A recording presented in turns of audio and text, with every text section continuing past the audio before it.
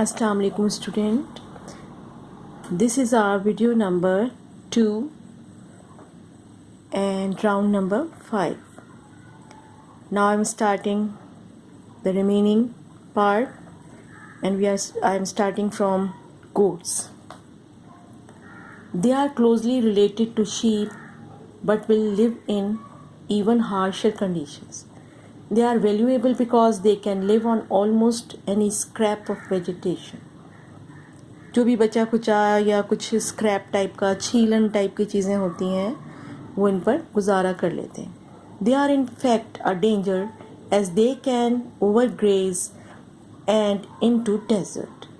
2 millennia ago, the lands of North Africa were the main grain producing areas of the Roman Empire, but when this collapsed, the wandering herds of goats turned huge areas of it into desert by destroying all the vegetation.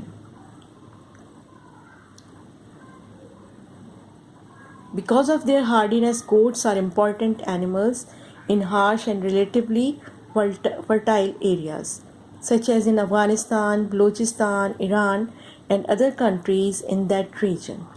Like sheep, they are raised for meat, hair, milk, skins, and for carrying loads in rough mountainous regions.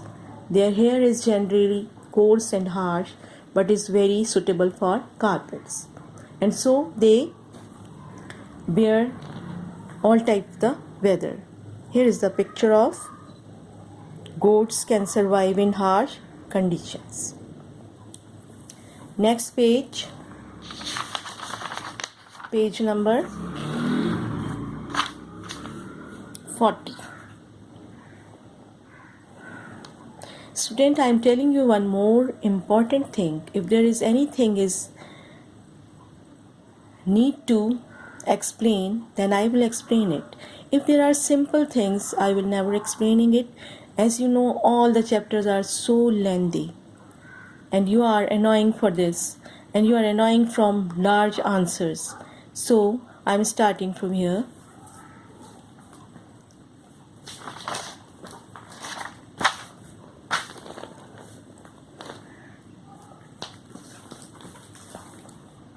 A few breeds of goat, however, have luxurious hair.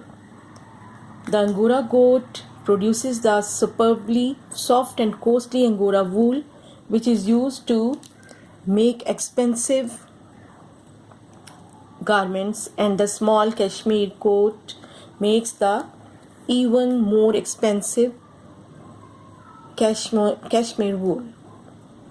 Can you think of a city in Turkey with the name similar to Angora?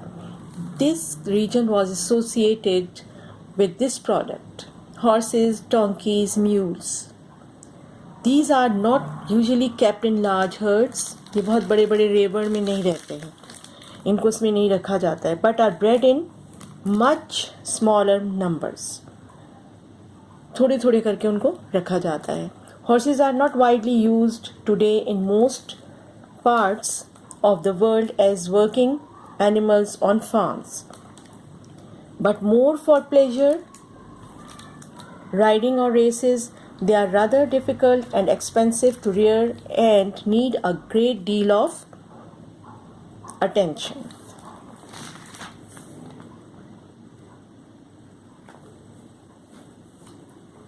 Next paragraph.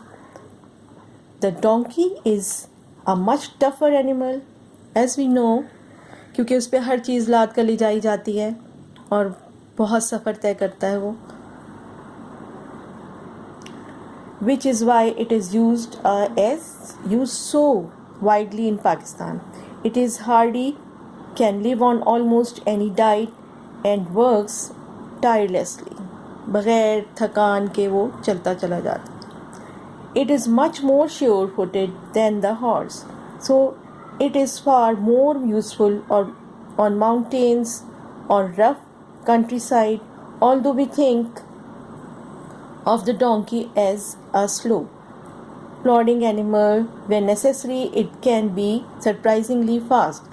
As compared to donkey, horse travels so much. The wild donkey can reach speeds of up to 70 km per hour and can keep up 24 km per hour for 2 hours without a break. The mule, which is a cross between a female horse and a male donkey. We get this from cross breeding, is a very tough, hard-working animal, even if it is sometimes very stubborn. And what is the meaning of stubborn? Physically stiff and inflexible, not easily melted or easily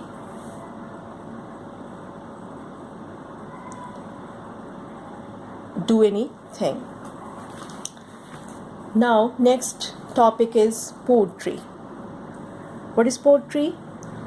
Most Pakistani farmers, however small their land, keep a few chickens and perhaps some ducks and geese.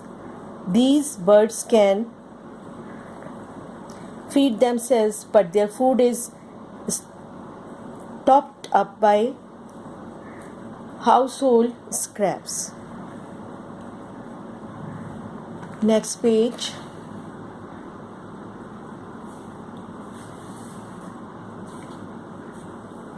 Page number 41. A few breeds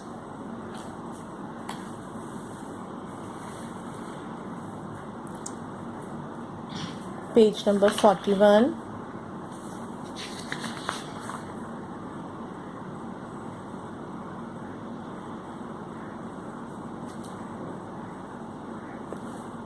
They provide eggs all year, and when their laying lives are covered, they can be eaten. Poultry is easy to rear.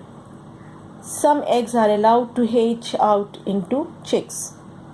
There are also, especially in the West, commercial poultry farms where tens of thousands of birds, usually caged, produce eggs and meat for the market. Many people think this is cruel. You can tell me after listening the lecture. And here is the question from the book for you.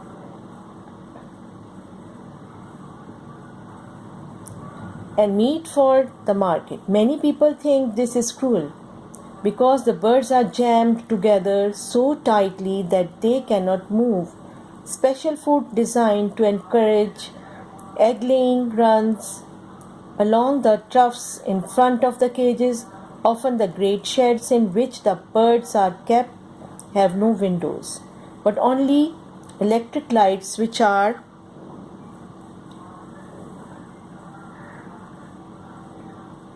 switched and on and off twice a day. The birds are tricked into believing it is another day and so lay more eggs. The method of rearing poultry is known as an intensive farming. Do you think it is a good idea? You will tell me the answer. Next topic is fishing.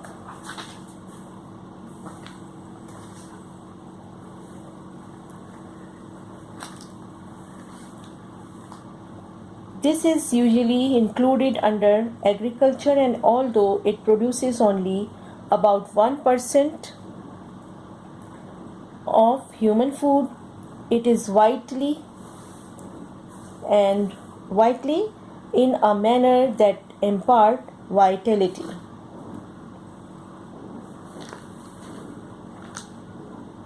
Important in some places.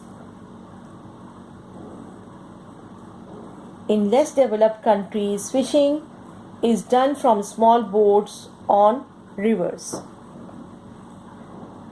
lakes, and near the coast.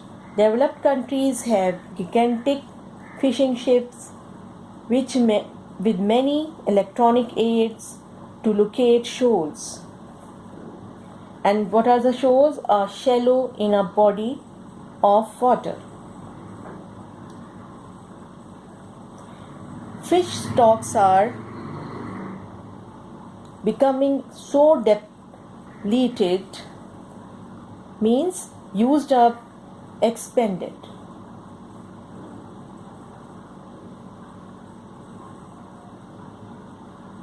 Especially in European waters, that some species may become extinct, and there is a great expansion of fishing farming. Just as animals on land are put in fields and fed with special diets to make them grow quickly, so some fish. Next page, page number 42.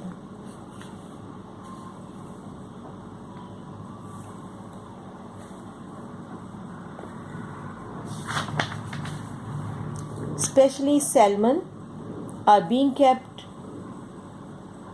in gigantic pens and fed very heavily.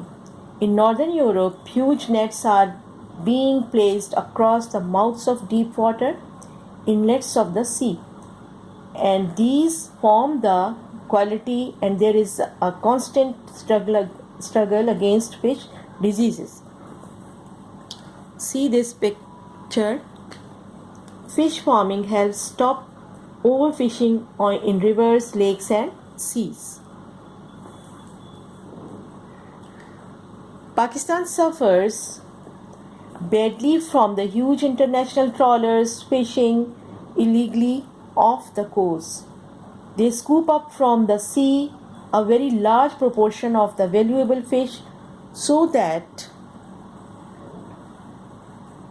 the local fishermen with their simple equipment are being forced out of business. The fish caught by the huge international ships is frozen on board and taken back to America, Japan or Europe, where prices are much higher, with the result that prices in Pakistan have tended to soar.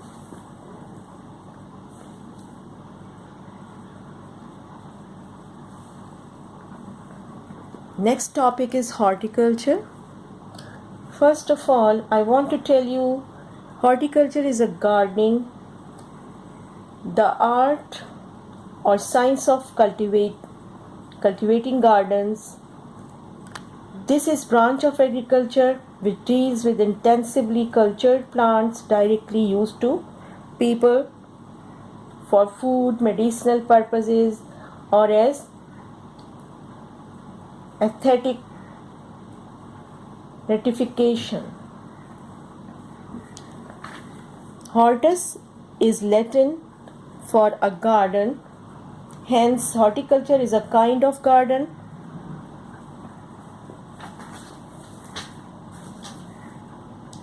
Growing, it is really a halfway stage between a garden and a farm. Horticulturists grow vegetables such as carrots, onions,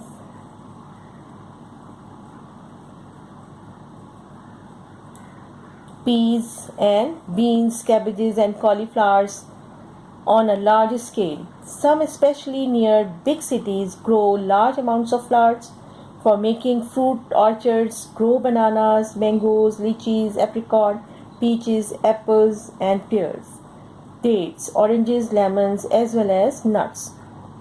Almond, pecans, cashew, walnuts and very importantly groundnuts, peanuts. Some nuts are grown for eating, but most are grown for oil. Groundnut oil especially is very important for cooking.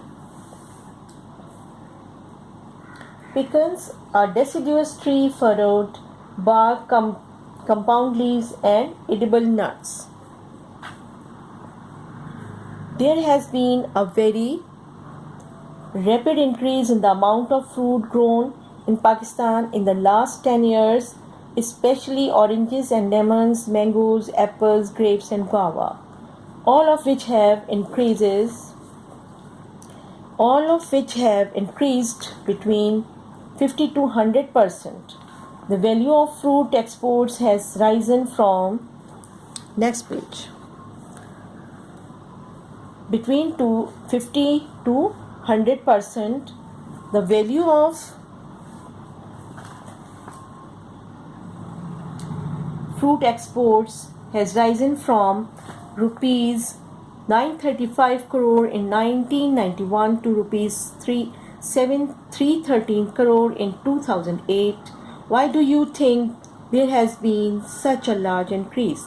Bananas have shown a surprising fall from 202,000 tons in 1991 to 80,000 in 1995, but have risen a little to 151,000 in 2008. Can you suggest any reason for this?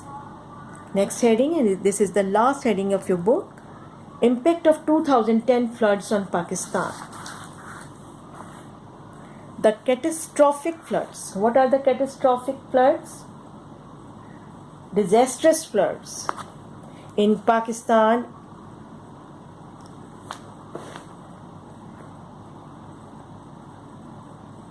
in summer 2010 were the result of very heavy rains across the country. Millions worth of property, crops, livestock and food stocks were destroyed. Millions of people were affected, losing their homes. The power infrastructure, what is infrastructure? The basic facilities and ground communication were badly damaged. There were outbreaks of disease in the relief camps. Overall, the floods had a very negative impact on Pakistan's economy. The chapter is completed and explanation is completed. I tell you that where is necessary for explanation, I explained it. And now the next video will be of question answers. Thank you so much.